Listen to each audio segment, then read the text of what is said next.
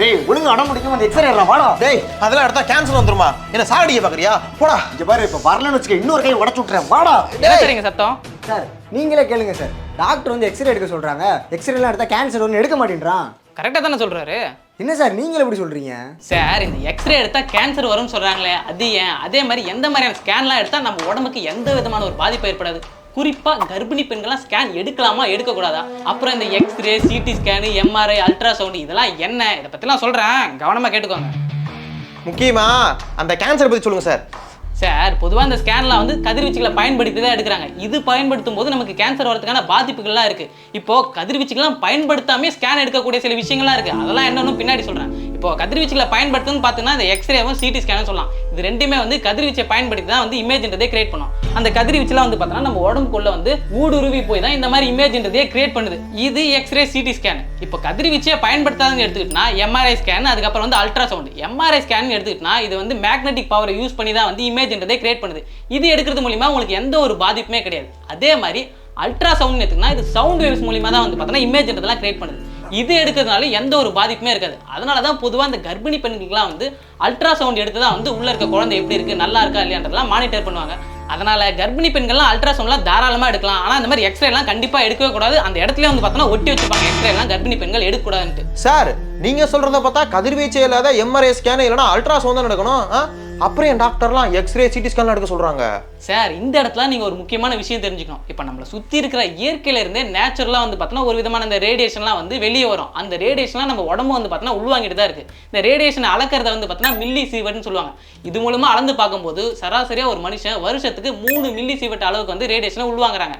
இப்போ இதை ஏன் நான் உங்களுக்கு சொன்னேன்னா, இப்போ நீங்கள் செஸ்ட்டுக்கு ஒரு எக்ஸ்ரே எடுக்கிறீங்க, இது மூலிமா வந்து உங்களுக்கு 0.1 மில்லி சீவட் அளவுக்கு கதிர்வீச்சுலாம் உங்கள் உடம்புல பாயும். இது எந்த அளவுனா நார்மலாக 10 நாளைக்கு இயற்கை கிட்ட இருந்து உங்கள் உடம்பு உள்வாங்கிக்கிற கதிர்வீச்சோட அளவு தான். இது பெருசாக அவங்கள எந்த ஒரு விதமான பாதிப்போ ஏற்படுத்தாது. இப்போ எக்ஸ்ரே எடுத்தீங்கன்னா வந்து ஒவ்வொரு பாகத்துக்கும் மாறும்போது அதோட கதிர்வீச்சோட அளவுன்றதும் மாறிக்கிட்டே போகும். அதே மாதிரி எக்ஸ்ரே காட்டிலும் சிடி ஸ்கேனில் ரொம்ப துல்லியமாக நிறைய விஷயங்கள் தெரியும். ஆனால் சிடி ஸ்கேன்லேருந்து வெளிப்பற கதிர்வீச்சுகள் ரொம்பவே அதிகம். அதனால தான் பொதுவாக டாக்டர்ஸ் ரொம்ப நல்லா துல்லியமாகவே தெரிஞ்சாலும் சிடி ஸ்கேனுக்கு முன்னாடி எக்ஸ்ரேவே எடுங்க, உங்களுக்கு இது போதுன்னா எக்ஸ்ரேவே எடுங்கன்னு சொல்லிடுவாங்க. இப்போ எங்கே இது பிரச்சனையாகுதுன்னா, நிறைய பேர் வந்து டாக்டரை கன்சல்ட் பண்ணாமையே அவங்களே எக்ஸ்ரேவோ சிடி ஸ்கேனோ எடுத்துட்டு, இப்போ இந்த கோவிட்டுக்கு பின்னாடிலாம் வந்து பார்த்தீங்கன்னா நிறைய பேர் டாக்டர் எனக்கு வந்து ஒரு மாதிரி மூச்சு வாங்குற மாதிரி இருந்தது, நான் சிடி ஸ்கேன்லாம் எடுத்துட்டேன், என்னங்க ரிப்போர்ட் பாருங்க என்ன பிரச்சனைன்னு சொல்லுங்க அப்படின்னு சொல்லி அவங்களே போகிறாங்களா நிறைய டாக்டர் சொல்கிறாங்க. ஸோ அந்த மாதிரி தப்பை பண்ணவே கூடாது. டாக்டர் கிட்ட போயிட்டு முறையாக என்ன ஆச்சு ஏதுன்னு சொல்லிட்டு அவங்களோட பேரில் தான் வந்து நீங்கள் எக்ஸ்ரேவோ சிடி ஸ்கேனோ அந்த மாதிரிலாம் கரெக்டாக எடுக்கணும். அப்படிலாம் பண்ணாமல் இருந்தால் நான் சொன்னேன் பார்த்தீங்களா, அதிகப்படியான கதிர்வீச்சு அடிக்கடி இந்த மாதிரி எக்ஸ்ரே ஸ்கேன் எடுக்கிறது மூலிமா இந்த கேன்சர் வரும்ன்றது சொல்கிறாங்க. ஓ அப்போ ஒரு தடவை எடுத்தாலும் கேன்சர் வராது. ஏன் சார் நீங்கள் சொல்கிறபடி பார்த்தா இப்போ டாக்டர் கிட்ட கன்சல்ட் பண்ணாமே அடிக்கடி போய் ஸ்கேன் எடுப்பாங்கல்ல, அந்த மாதிரி இருந்தால் தான் பிரச்சனை வரும். இதுவே டாக்டர் கிட்ட கன்சல்ட் பண்ணிட்டு போய் நம்ம ஸ்கேன் எடுத்தோம்னு வச்சுக்கோங்கன்னா பிரச்சனை வராது. கரெக்டாக புரிஞ்சுட்டிங்க சார். இப்போ டாக்டர் கிட்ட கரெக்டாக கேட்டு அவர் சொல்கிறபடி ட்ரீட்மெண்ட் எடுத்துட்டா நம்மளுக்கு எந்த ஒரு பிரச்சனையும் இல்லை. அதெல்லாம் கேட்காம நம்மளா போய் சுயமாக ட்ரீட்மெண்ட் எடுத்துதான் அங்கே தான் பிரச்சனையே ஸ்டார்ட் ஆகுது. சரிங்க சார். இப்போ இந்த எக்ஸ்ரே, சிடி, எம்ஆர்ஐ அப்புறம் அல்ட்ராசவுண்ட்லாம் சொன்னீங்க, இதுக்கெல்லாம் என்ன சார் வித்தியாசம்?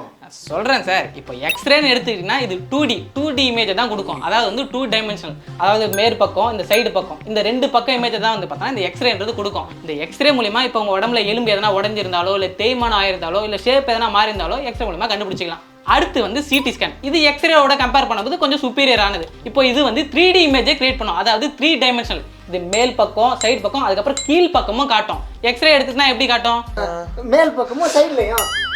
கரெக்டாக சொல்லிட்டீங்க. இப்போ இதில் என்ன ஒரு விஷயம்னா, எக்ஸ்ரே எடுக்கும்போது வந்து இப்போ இந்த சைடு வேணும் மேல் பக்கம் வேணா வந்து அதுக்கேற்ற மாதிரி நம்ம கை வைக்கணும். இதுவே இந்த சைடு வைக்கணும் அதுக்கேற்ற மாதிரி கையை மாற்றி வைக்கணும்.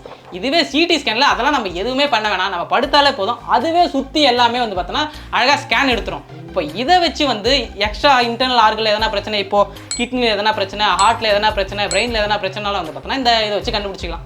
அடுத்ததான் வந்து அல்ட்ராசவுண்ட். இது மோஸ்ட்டாக வந்து கர்ப்பிணி பெண்களை தான் பயன்படுத்துவாங்க. இப்போ வயிற்றில் வந்து குழந்தைலாம் இருந்ததுன்னா அந்த குழந்தை எப்படி இருக்குது, நல்லா இருக்கா இல்லையான்றதெல்லாம் இதை வச்சு மானிட்டர் பண்ணுவாங்க. இப்போ ஏன் வந்து எக்ஸ்ரே எடுக்கக்கூடாது கர்ப்பிணி பெண்கள் சொல்கிறாங்கன்னா, ஒரு சின்னபடியான ரேடியேஷன் அந்த 0 அளவு கம்மி தான் சொன்னல, நம்மளுக்கு எந்த பிரச்சனையும் இல்லை, ஆனால் அந்த அளவு கூட உள்ளே இருக்க குழந்தைக்கு பாதிக்கக்கூடாதுன்றதுக்காக தான் அல்ட்ராசவுண்ட் எடுக்க சொல்கிறாங்க. கர்ப்பிணி பெண்கள்லாம் எக்ஸ்ரே எடுக்கக்கூடாதுன்னு சொல்கிறாங்க.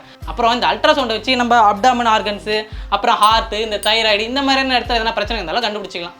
கடைசியா வந்து எம்ஆர்ஐ ஸ்கேன். இதுதான் மேல சொன்ன பாத்தீங்களா, எக்ஸ்ரே, சிடி, அல்ட்ராசவுண்ட், இது எல்லாத்துக்குமே சூப்பரியான ஒன்று தான் இந்த எம்ஆர்ஐ ஸ்கேன். இது மூலியமா வந்து உங்க பிரெயின் டியூமர், பிரெயின் இன்ஜுரி, அப்புறம் இந்த ஸ்ட்ரோக் வந்தா கண்டுபிடிச்சிக்கலாம். அதே மாதிரி நரம்புல எதனா பிரச்சனை இருந்தாலும், தசைகள் எதனா பிரச்சனை இருந்தாலும், இந்த லிகமெண்ட்ஸ், பொதுவாக இந்த கிரிக்கெட் வீரர்லாம் வந்து இந்த தசை நார்கள்லாம் கிழிஞ்சிச்சுன்னு சொல்லிட்டு 1 மாசம் 2 மாசம் இன்ஜுரி லீவ்லாம் எடுத்துப்பாங்களே. ஆமா, அது இந்த லிகமெண்ட் பிரச்சனை தான். அந்த மாதிரியான விஷயத்துக்குலாம் இந்த எம்ஆர்ஐ ஸ்கேன் ரொம்பவே சூப்பரா இருக்கும். உங்க ஃப்ரெண்டை பார்க்கும்போது ஏதோ ஏடா கூடமா பண்ணி கையை உடைச்சிருக்காருன்னு நினைக்கிறேன். அதுக்காக தான் டாக்டர் ஒரு எக்ஸ்ரே எடுத்து பார்த்தலாம் அனுப்பிச்சு விட்டுருக்காரு. எக்ஸ்ரே எடுத்து பார்த்தா என்ன ஏதுன்னு தெரிஞ்சிடும். வாங்க பார்த்துடலாம்.